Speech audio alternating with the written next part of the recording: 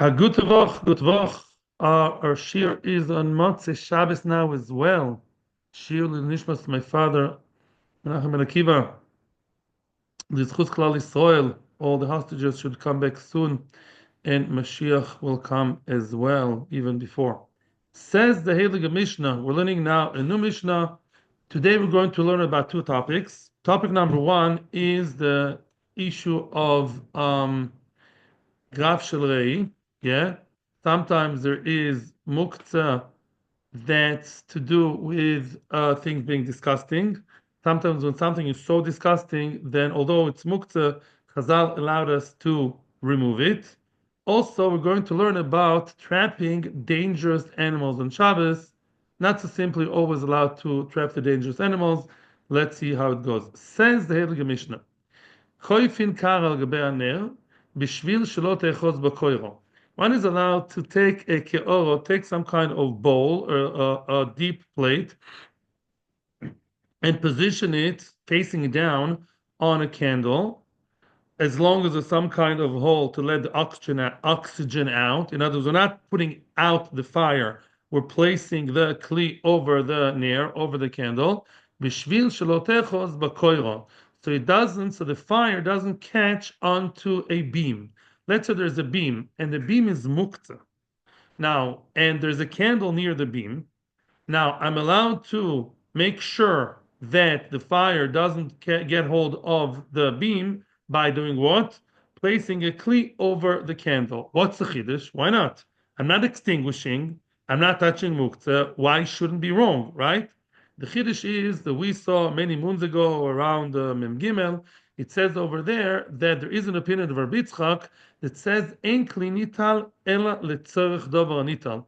Rabbi Yitzchak holds that you're only allowed to hold a kli, to take and carry a kli for non-muktzah. You're not allowed to carry kelim for the use of muktzah. Since what I'm trying to save over here is the koiro, the big beam, which is muktzeh. It's for building or stam, whatever. It's not something used for Shabbos, not usable on Shabbos. So although, yeah, we have that rule, here we rule against Rabbi Yitzchak, so it seems, and we say that although the beam is muktzeh, you're still allowed to take other things and, yeah, use them, carry them to save the muktzeh. That's a chiddush because it's not agreed by everybody. Now, case number two, Valtsoya shel cotton. You have, yeah, a baby, a toddler, basically, oops, missed, and he made what he made, the soya, out of the diaper. Bad news can happen in the middle of the dining room, in the middle of Shabbos.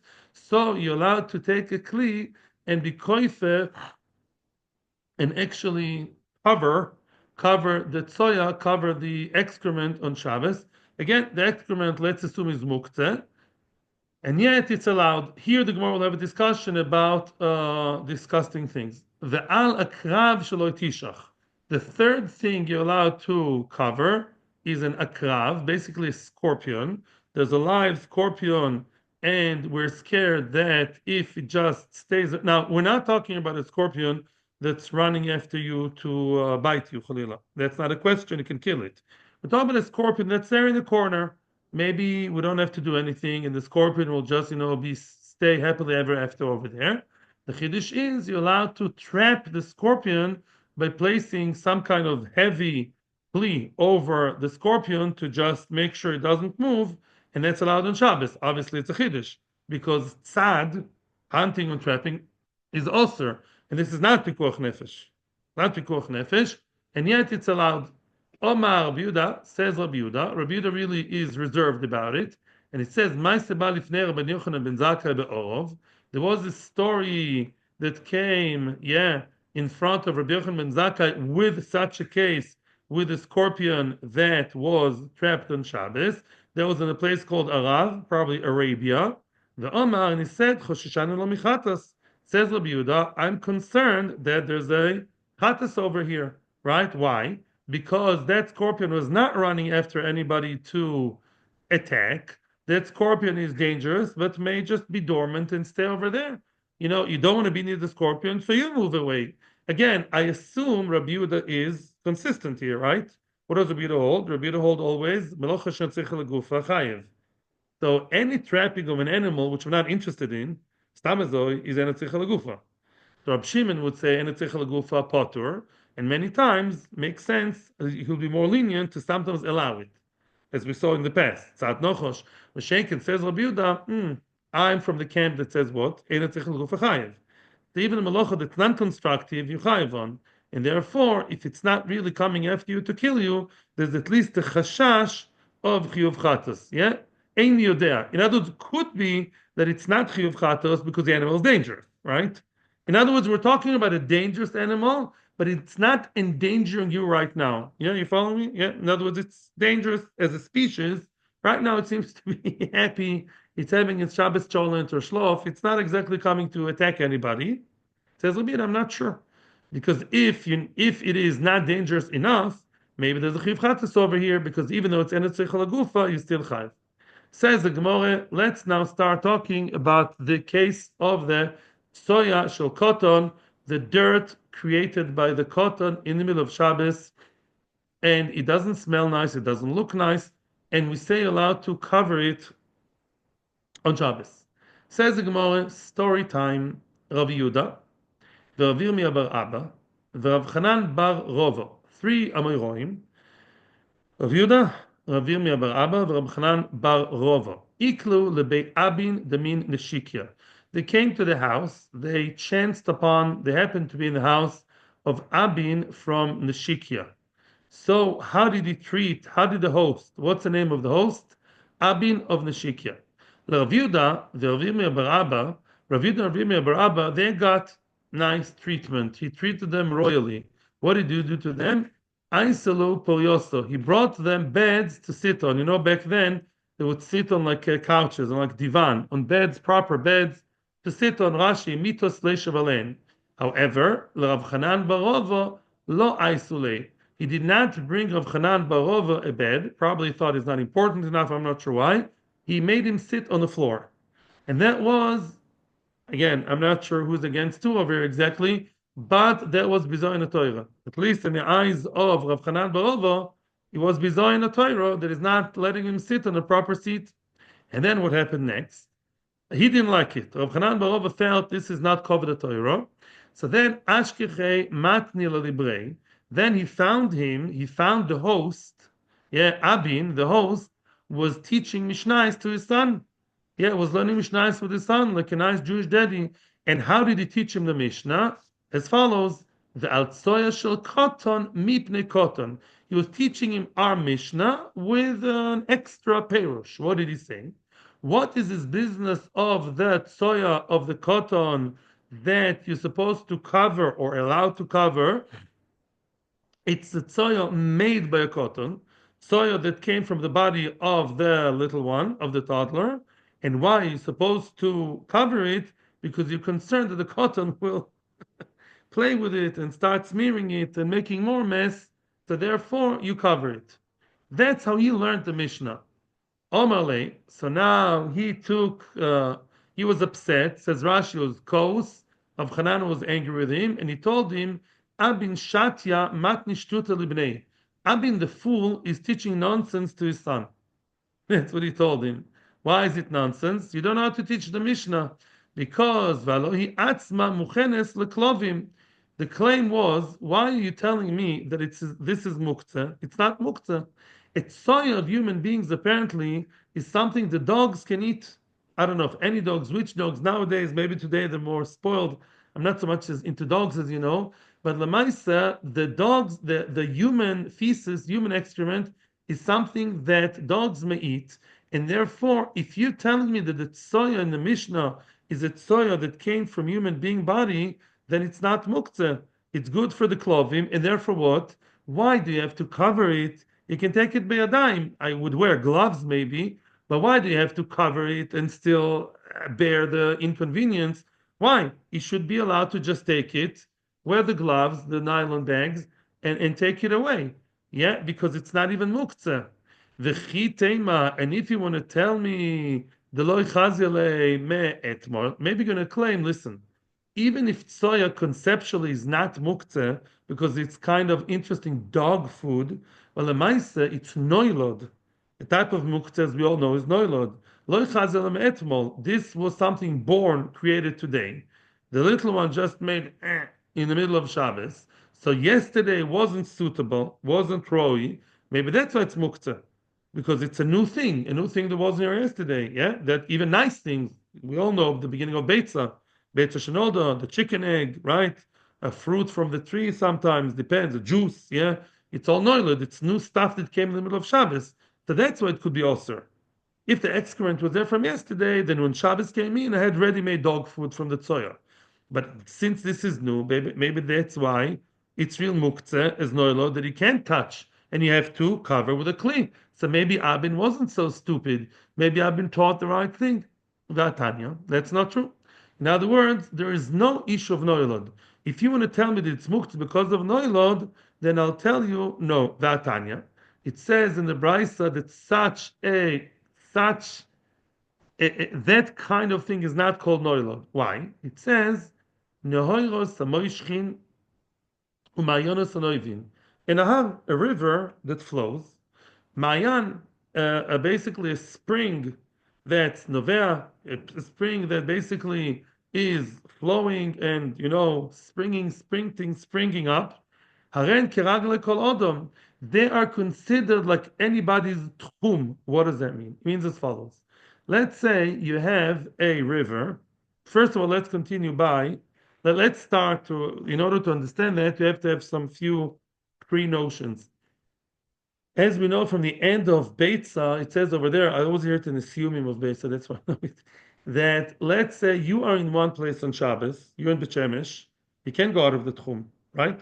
Let's say you went 2,000 amas away from just 1,999 amas, which is still okay, right?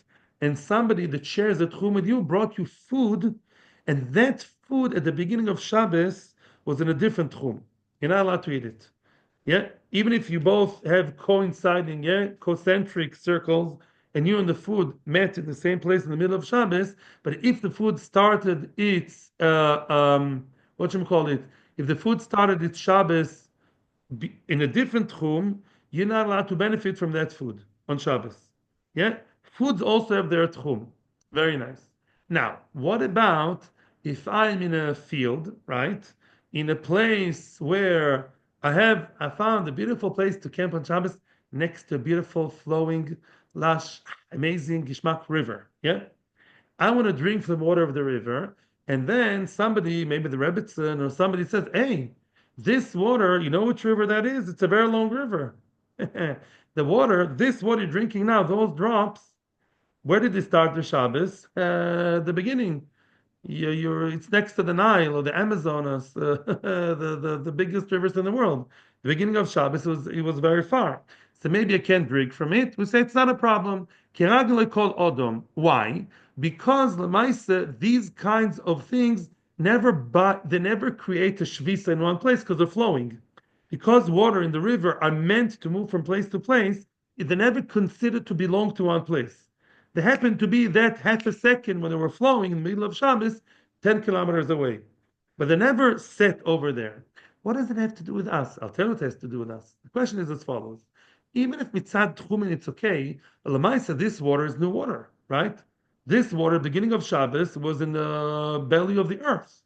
Subterranean water. Boom, it came in the middle of Shabbos. So maybe it's a problem of Nolad. How can I drink from any river on Shabbos? Yeah, as Shabbos came in, yeah, the water wasn't in the world.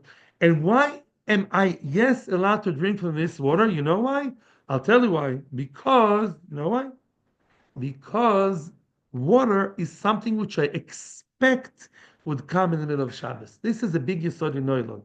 Noilod is when something is there, boom, surprise, surprise. I didn't know if it's going to be here or not. But if something is, by the course of nature, supposed to appear in the middle of Shabbos, such as the water, this river has been there since Sheshet Mebereshis for thousands of years. It's flowing and flowing. You know that this water is going to come here on Shabbos. Not really new. It's pre-planned, pre-programmed. One second. So too, the baby's tsoya, when you feed your baby Leil Shabbos, what do you think? Your baby will turn into Moshe Rabbeinu, Eliyahu Novi. Of course, your baby will make gdoilim.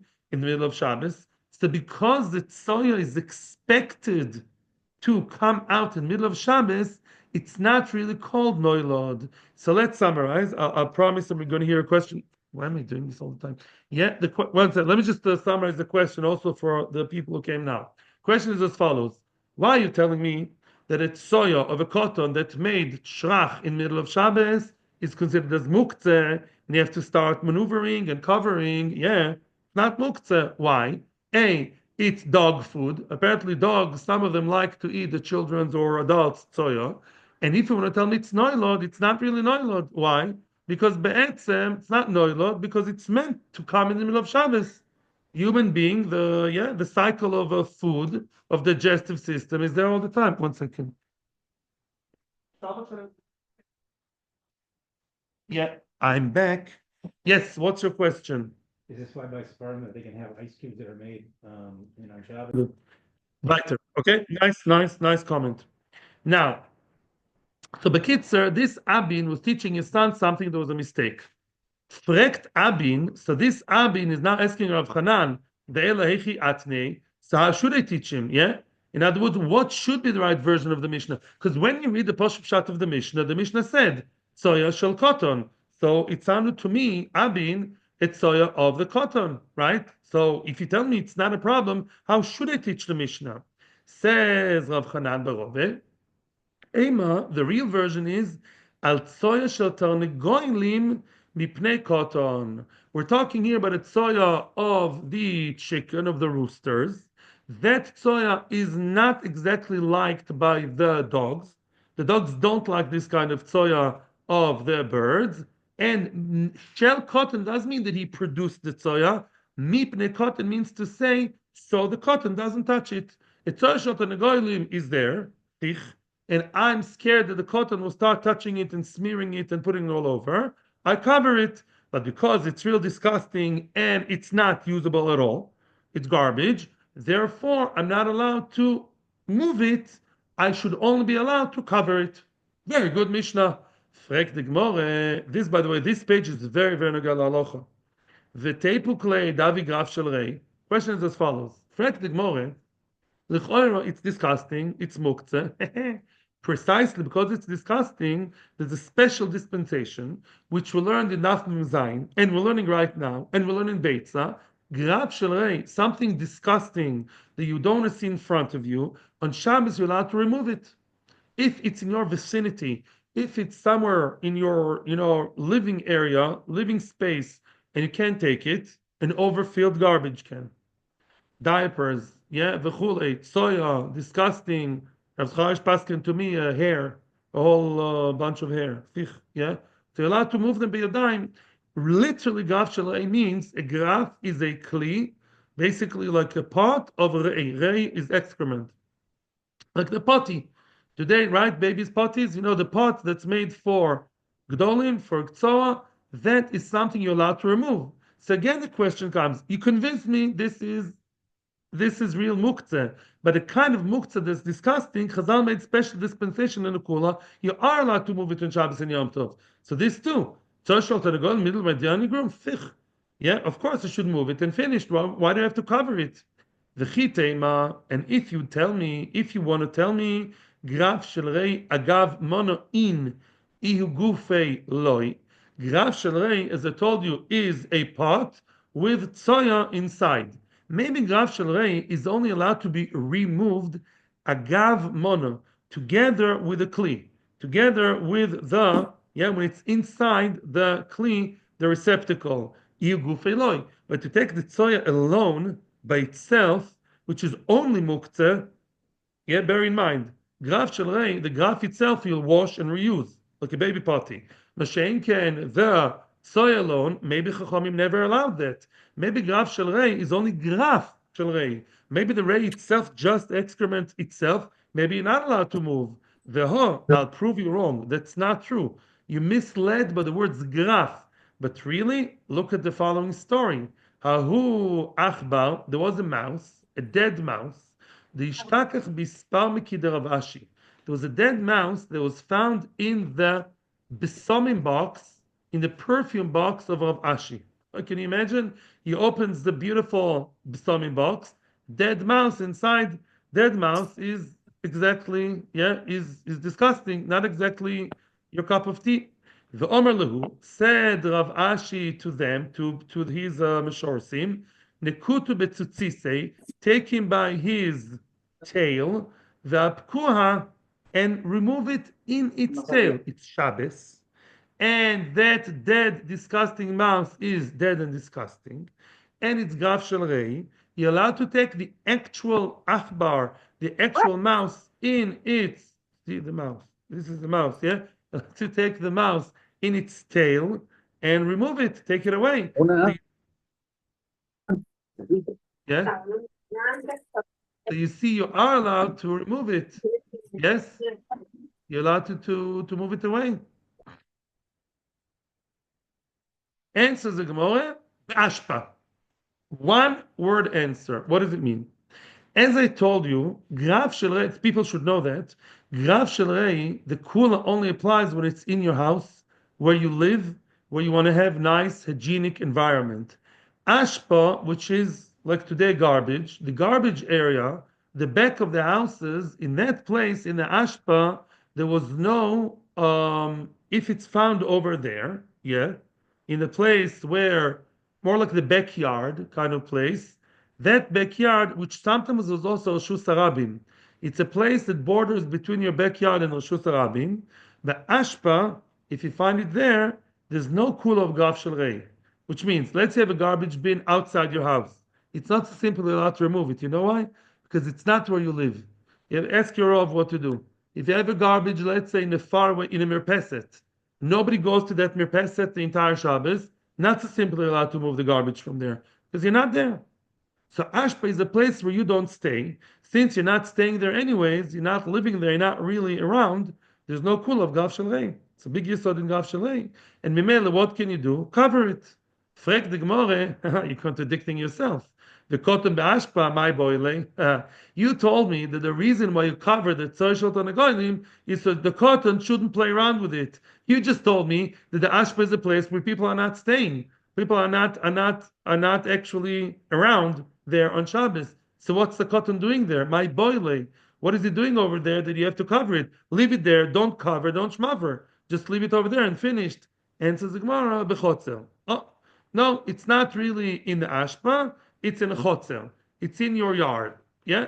The yard is what? Yard is when the cotton is playing, because the cotton is playing there. I want to cover it so he shouldn't start smearing it all over his body and all over my Shabbos china. Frag the Gemara, again, you can't get rid of it. Chotzanami gav shel reyu.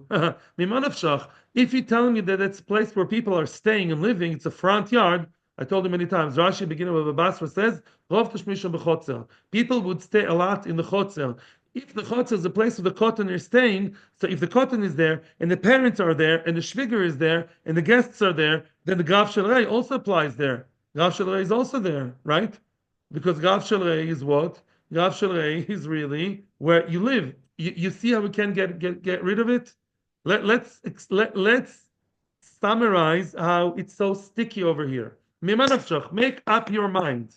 You're telling me that we have a metzias here of muktzeh, that I'm so scared of my cotton, my 2 years old. He found the tzorshot on the goyim. He thinks this is very nice Lego, kapla.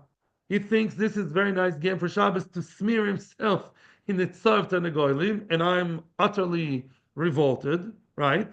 And the cotton is there. So what do? I cover it. Wait, if you're telling me that's a place where the cotton is around, so that's a place where the parents are also there, right? If so, it's a gav shalei.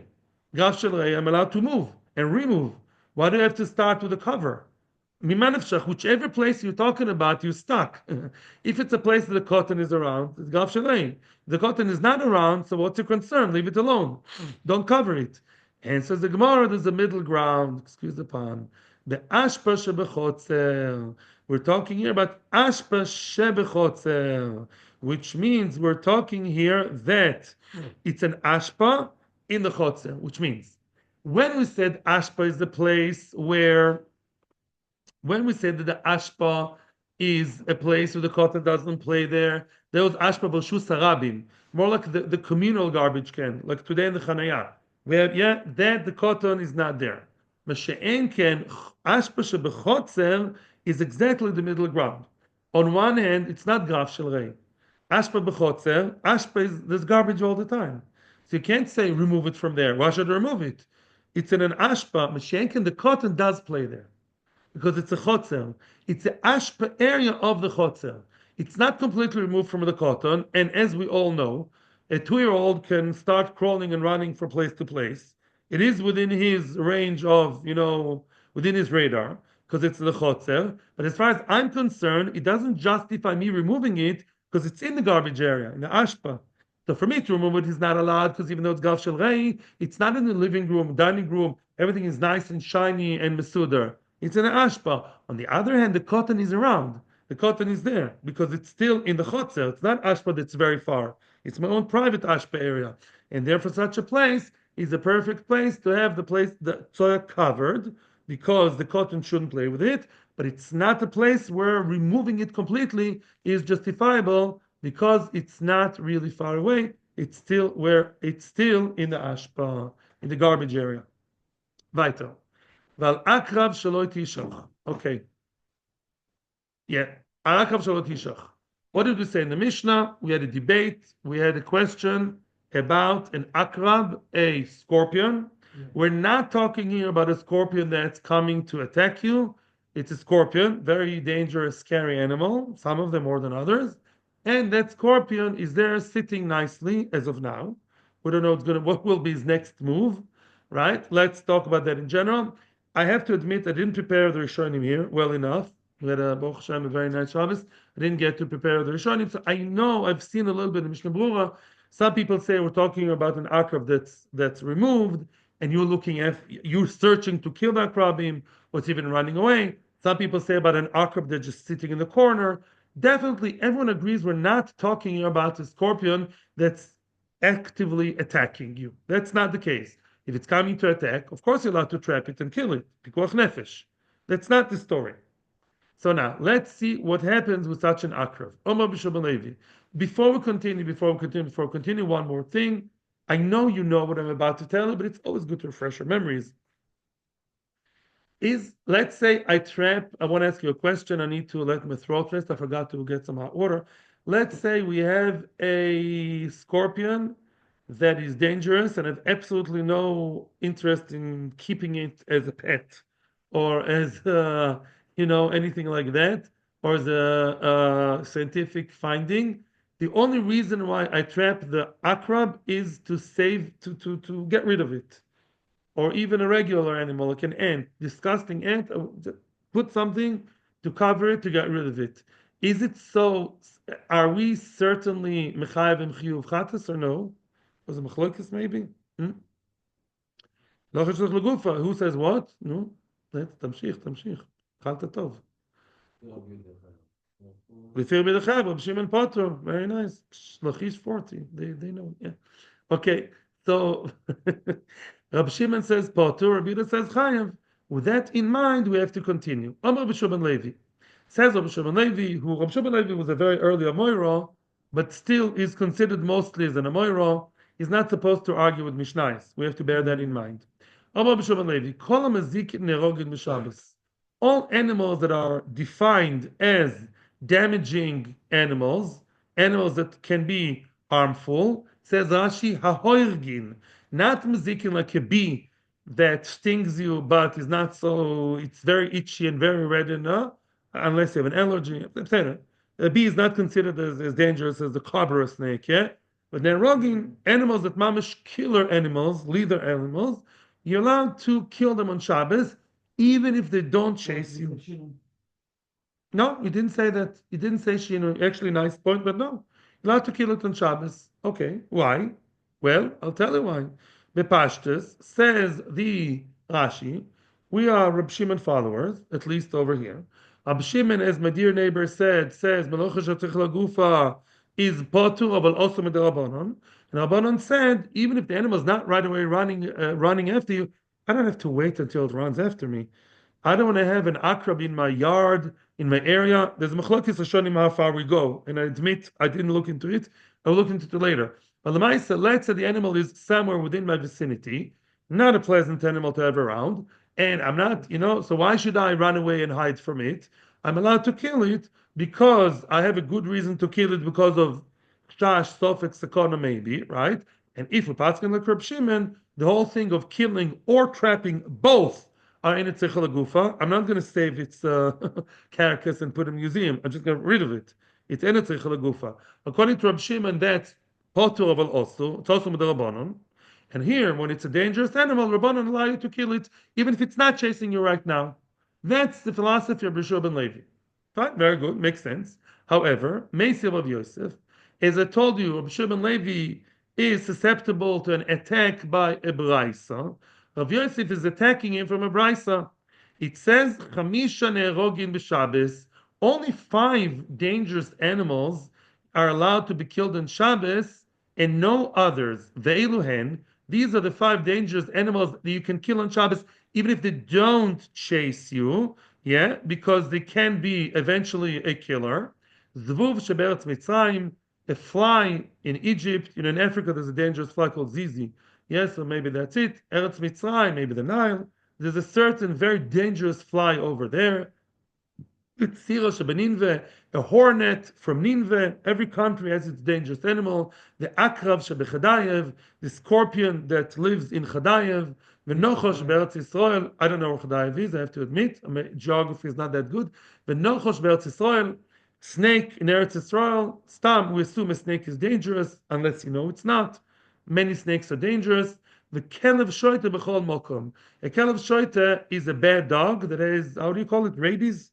Yeah, a dog that has rabies, how it looks like with a tail down and dripping and saliva. Yeah, so such a dog is always dangerous and you're allowed to kill it. Wait a second. So we're not talking here about all animals. We have a very, very specific select group of 5. So let's analyze that brisa. Money. Who is the master and writer of this brisa that told you those 5 and no others? Ilem Rabbi Yehuda. If you want to tell me we're following Rabbi Yehuda, Ha'omar Rabbi Yehuda said, Lo chashet tzech lagufa chayiv aleh. Rabbi Yehuda says, Lo chashet tzech lagufa is chiv d'oraisa. As much as I want to be safe and have safety first and top priority, no. According to Rabbi Yehuda, if you kill an animal for just in order to get rid of a problem, in a tzech lagufa, then what? You're chayiv on it. So if you have, let's say, the scorpion, you're camping somewhere. The scorpion is 2 kilometers away, so lock yourself. Don't kill it, yeah? Make some barrier, do something else, go away, I don't know. You're not supposed to kill it, it's doraisa. You're not allowed to break an Isra doraisa because you think maybe the scorpion will come after you. No, do something else, I don't know, distract it, be creative. But don't kill it, because killing it such an akrav is Isra doraisa. It's a doraisa. So must be, can't be reviewed as is the master of this brisa. Elalav, by default, who's the other one? As Rabbi Kiva said, Rab Shimon. Yeah, you see the Rab Shimon who believes what? Ein Tzricha Lagufa is Potur, and he allows that because why? The Hani Udeshari. Rab Shimon, who's more lenient, still only allows those select 5, 5-star team. The 5-star team of those 5 dangerous animals, they're super dangerous and they're known to be dangerous. And even if now they're nice and quiet, they can surprise you and turn the snake, the scorpion from this country, that country. Boom, they're going to change their colors and attack you all of a sudden. To kill them now, right? Right away, kill them because it's enetzich lagufa. And even though it's a very vait chashash, you're allowed to kill them. Achrini loy. But excuse me, we see only these 5. But any other dangerous animal, you're not allowed to kill except for those 5. Other dangerous animals probably are not as dangerous, and you can just manage to coexist with them, maybe make an agreement with them, through the UN or something, through Hague. Yeah, do something. Maybe you can manage with the animals somehow to coexist and don't kill them. Why? Because even though Rav Shimon is making a tzich l'gufa potu, still it's also the Rabbanon. And Rabbanon didn't allow any animal, only those 5. So that's a very big question on who? On Rabbi Shimon Levi. Because Rabbi Shimon Levi said it applies to all dangerous animals. And here we see in the Brisa only 5, not everyone. Answers the Gemara. It's not really an answer. Rabbi Yirmiyah is giving us a non-answer. Says Rabbi Yirmiyah, why are you getting so excited about this Brisa? Who brought us that is mysterious brisa? Rabbi Yehuda, Rabbi Shimon. Who was the Amora that introduced us to this brisa? Rabbi Yosef. Says Rabbi Yirmiyah, with all respect to Rabbi Yosef's name is not Rabbi Chia, and his name is not Rabbi Oshia either. And there's a very, very famous klal, very famous rule that says that the only brises that are certified, the brises that are known to be iron, brises that are known to be true, they have the diploma of a real brisa, genuine, are the brises of Rabbi Chia and Rabbi Oshia. They were the authors of the brises, the real ones. And from those brises, you can frag and you can just erase the statement of an Amora with them. Any other brises which mysteriously appeared from nowhere through another Amora, we don't trust them as much. So don't be so harsh on Rabbi Shimon Levi. Could be this brisa is just not true. And Rabbi Shimon Levi is right that all dangerous animals can be killed, and not only these five. And that brisa of five is pashut, not a real brisa, and that's a gemara at the end of Chulin, the very end of Chulin, Kuf Mem something, Kuf Mem. That's where it says it. Amar of Yosef. So that's answer number one, meaning just don't ask me from the brisa. I don't believe this brisa is true. One solution. Amar of Yosef. Now Rav Yosef, who's the one who brought the brisa? Rav Yosef. Rav Yosef says, I'm taking responsibility over my brisa, and I will also answer my own question from the brisa. Amar of Yosef. Ana matninala. I learned this brisa, and I know it's true. First white line. Voisivnala, and I am the one who basically challenged Rabbi Shimon Levi from this brisa. And I will also answer the brisa. How will I answer it up? How will I reconcile? Beratzu achov v'divrei hakol. Very simple. In other words, ratzu achov. What does it mean ratzu achov? Clearly, we're talking about when the animals are actively running after the person. That's pikuach nefesh, and that's what Rabbi Yeshua ben Levi was talking about. V'divrei hakol, and everyone agrees to that. Everyone knows about pikuach nefesh. Maybe for you it's not a chiddush because they kept saying it before already. But for the Gemara, only now it's getting clear. Again, let's summarize. According to Rabbi Shua ben Levi and Rabbi Shimon and Rabbi Yehuda and everybody else in the world, if the dangerous animals are running after you, you're allowed to kill them because it's pikuach nefesh. Because still, what's the chiddush? One would say, no, I won't kill them. I'll hide myself, right? I'll lock myself and my family. What did they do 7th of October? Worse than animals came. They hid in the mamad, right? Most of them. Yeah. And then, some people fought. And the Maisa comes an animal, maybe you should close yourself, but don't kill it. Kamash no. If a dangerous animal is actively coming after you, you're allowed to kill it. L'kul alma, it's viewed as pikuach nefesh. The Brisa. The Brisa spoke about those 5 animals which are dangerous, but right now seem to be pacific at the moment.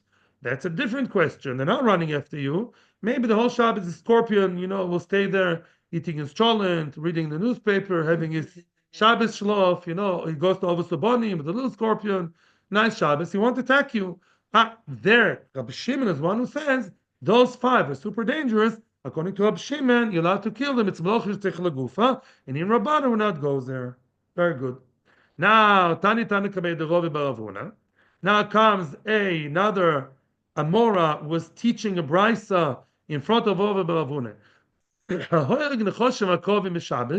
Again, a person who goes around, he is Mr. Every town, every moshav, yeshuv, city, they have Mr. Security, the guy, the courageous guy who likes to be the policeman, the mishmar izrachi, the fireman. So this guy walks around. He goes around. Yes, right.